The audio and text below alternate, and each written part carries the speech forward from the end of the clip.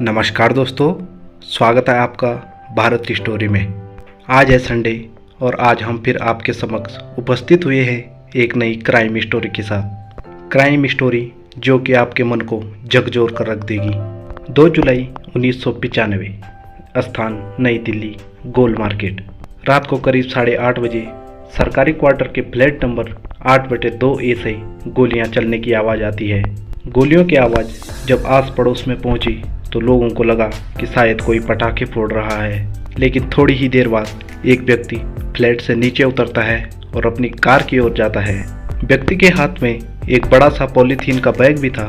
वह व्यक्ति उस पॉलीथीन के बैग को जल्दी से कार की डिक्की में डालता है और वहां से चला जाता है। कार चलाने वाला व्यक्ति दिल्ली एनसीआर में तेजी से कार चलाते हुए आगे बढ़ रहा था। वह ऐसी जगह की तलाश में था जहां वह अपने इस कार्य को अंजाम दे सके। अचानक उस व्यक्ति की कार आईटीओ पुल पर रुकती है। वह अपने आसपास देखता है कि कहीं कोई उसे देख तो नहीं रहा। पुल के बीचों बीच रुकने पर वह अपनी कार को बंद कर देता है और कुछ समय के लिए कार से बाहर निकल जाता है। उस व्यक्ति का इरादा तो कार में रखी उस पॉलीथीन को नीचे उफनती यमुना में डालने का था, लेकिन पुल पर ट्रैफिक होने के कारण वह ऐसा नहीं कर पाया और वहां से आगे निकल गया। रात को करीब 10:30 बजे वह गाड़ी बगिया रेस्तरां कनॉट प्लेस में आकर रुकती है। वह व्यक्ति कार को पास में ही पार्क करता है और होटल के मैनेजर केशव से बात करता है। कार चलाने वाला कोई और नहीं बल्कि दिल्ली यूथ कांग्रेस का प्रेसिडेंट सुशील शर्मा था। आनन फानन में सुशील केशव से कहता है कि जल्दी से रेस्तरां को बंद कर दिया जाए। ग्राहकों के जाने के बाद ही होटल की लाइटें बंद कर दी जाती हैं, लेकिन होटल में मौजूद तंदूर अभी भी बहुत जोर से धधक रहा था। इस होटल में तंदूर का धधकना एकदम सामान्य बात थी, लेकिन आज जो होने जा रहा था वह अन्य साधारण दिनों से बिल्कुल भिन्न था। रात को करीब 11:30 बजे सुशील शर्मा के कहने पर होटल को पूरी तरह खाली कर दिया गया। होटल में उपस्थित सारे कर्मचारियों की भी छुट्टी कर दी गई सिवाय केशव के। जब होटल से सारे कर्मचारी निकल जाते हैं तब सुशील कार से एक पॉलीथीन का बैग होटल की तरफ लाता है। पॉलीथीन का वह बैग कुछ भारी था, इसलिए सुशील को केशव की सहायता लेनी पड़ी। अंदर जाने पर जैसे ही सुशील ने केशव के सामने वह पॉलीथीन का बैग खोला, केशव की आंखों के आगे अंधेरा छा गया। वह एकदम भौचक्का सा रह गया क्योंकि उस बैग के अंदर एक महिला की लाश पड़ी हुई थी। केशव जब सुशील का साथ देने से मना करता है तो सुशील के द्वारा उसे डराया और धमकाया जाता है। जब केशव को जान से मारने की धमकी मिलती है तो मजबूरी में वह सुशील का साथ देने के लिए तैयार हो जाता है। केशव के बार बार पूछने पर भी सुशील यह नहीं बताता कि यह लाश किसकी है। वह तो बस उसे काट काट कर तंदूर में डालता जा रहा था। क्योंकि लाश की अपेक्षा तंदूर बहुत छोटा था, इसलिए पूरी लाश एक बार उसमें नहीं जा पाती थी।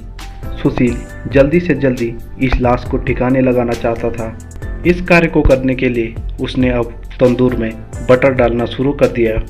बटर डालने के बाद आग की लपटें और भी तेज होने लगी और देखते ही देखते वह आग इतना भयानक रूप धारण कर देती है कि सुरक्षा दीवार से बाहर भी आग की लपटें बाहर से दिखाई देने लगी।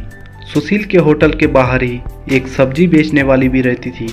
जब उसने होटल से आती हुई आग की लपटों को देखा तो उसे लगा कि शायद होटल में आग लग गई है। वह होटल की तरफ इशारा करते हुए चीख पड़ती है कि वहां आग लग गई है। धीरे धीरे वहां आसपास के लोग इकट्ठा होने लगते हैं और पुलिस को होटल में आग लगने की सूचना दी जाती है। मौके पर पुलिस भी पहुंच जाती है। पुलिस जब होटल में प्रवेश करती है तो देखती है कि तंदूर में एक इंसानी लाश भुनी हुई अवस्था में पड़ी है। साथ ही लाश के कुछ टुकड़े वहां फर्श पर भी बिखरे पड़े हुए थे। होटल का मालिक सुशील पुलिस के आने से पहले ही वहां से गायब हो चुका था। पुलिस उन लाश के टुकड़ों को पोस्टमार्टम के लिए ले जाती है और अपनी जांच में जुट जाती है। अगले दिन इस तंदूर कांड की पूरी खबर हर एक अखबार के फ्रंट पेज पर छपी होती है। अखबारों के जरिए जब यह खबर दिल्ली यूथ कांग्रेस के नेता मजलूम करीम को मिलती है तो वह इस लाश को पहचान जाता है। करीम खुलासा करता है कि यह लाश किसी और की नहीं बल्कि दिल्ली युवा कांग्रेस के अध्यक्ष सुशील शर्मा की पत्नी की है, जिसका नाम नैना साहनी था। करीम ने पुलिस के सामने शक जताया कि नैना साहनी का कत्ल किसी और ने नहीं बल्कि खुद उसके पति सुशील शर्मा ने ही किया है, क्योंकि इस वारदात के बाद सुशील शर्मा का कहीं कोई अता पता नहीं था। इसलिए पुलिस के शक की सुई भी सुशील शर्मा के पास जाकर ही रुक गई। इसलिए पुलिस ने अब आरोपी को ढूंढना शुरू कर दिया। हफ्ते भर बाद ही पुलिस को सफलता हाथ लगी और सुशील पुलिस के हत्थे चढ़ गया।